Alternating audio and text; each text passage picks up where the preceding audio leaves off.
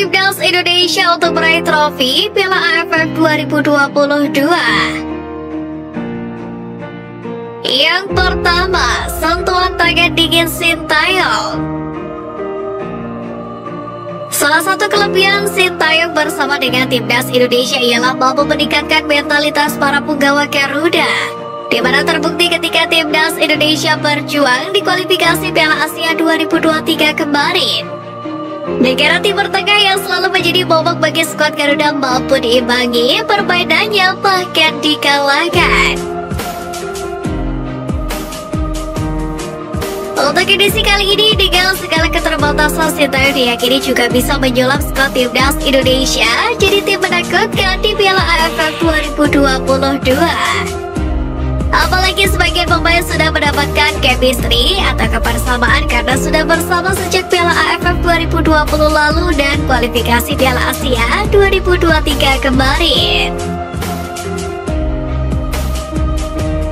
Yang kedua, adanya pemain keturunan tambahan. Timnas Indonesia mendapatkan tenaga tambahan di Piala AFF 2022 kali ini, yaitu dengan kehadiran dua pemain keturunan yang baru dinaturalisasi. Mereka adalah Jordi Amat dan Sandy Walsh. Pengalaman keduanya di Eropa bisa menjadi senjata baru Sintayong untuk mengatasi kekurangan skuad Garuda selama ini. Selain Sandy Walsh dan Jordi Amat, Timnas Indonesia juga kedatangan naturalisasi bukan lama. Mereka adalah Bardock dan Ilyas Massojevic yang bisa dikatakan striker tertajam di Liga 1 beberapa musim terakhir.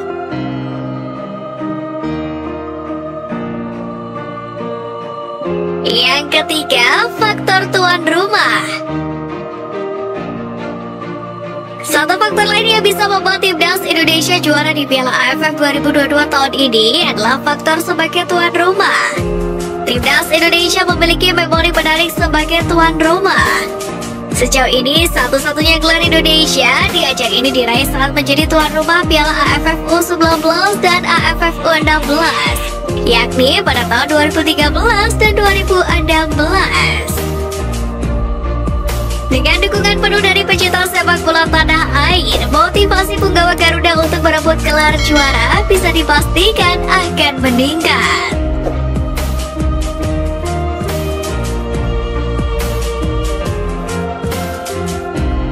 India mundur dari calon tuan rumah Piala Asia 2027, peluang Indonesia terbuka.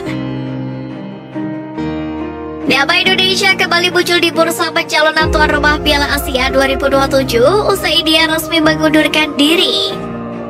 Hal itu dikonfirmasi langsung oleh Konfederasi Sepak Bola Asia melalui laman resmi AFC usai menerima surat pengunduran diri dari Federasi Sepak Bola India atau AIFF.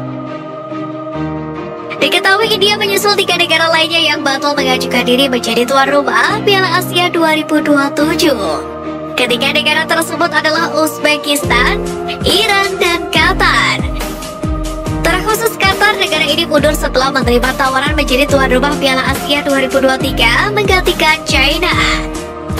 Setelah India menarik diri, kini menyisakan Arab Saudi menjadi satu-satunya kandidat tuan rumah Piala Asia 2023. Tawaran dari Federasi Saudi SAFF akan menjadi satu-satunya yang diajukan ke Kongres AFC pada Februari 2023 mendatang. Arab Saudi menyatakan keseriusan mereka membidik tuan rumah Piala Asia 2023 untuk menghibur penggemar sepak bola di negara itu. Hal ini menyusul prestasi Timnas Arab Saudi di Piala Dunia 2022 yang mampu mengalahkan Argentina 2-1 di fase grup beberapa waktu yang lalu. Indonesia sendiri sebelumnya telah mengajukan diri menjadi tuan rumah Piala Asia 2023 sebelum dilempahkan ke Qatar. Namun Indonesia kurang dipertimbangkan lantaran insiden tragedi Kanjuruhan menewaskan ratusan orang pada Oktober lalu.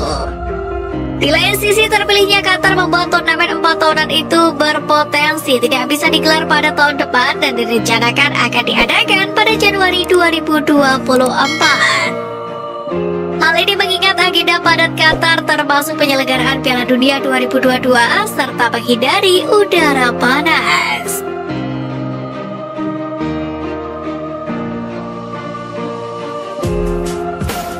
Pelajaran Timnas Indonesia di Piala AFF. Timnas Indonesia menggunakan 4 pemain naturalisasi termasuk 2 pemain keturunan di Piala AFF 2022. Pemain tersebut yakni Mark Locke, Ilyas Malsojevic, Sandy Walsh, dan Jordi Amat. Sebelum Piala AFF 2022 sendiri, Timnas Indonesia juga pernah menggunakan 4 pemain naturalisasi di Piala AFF.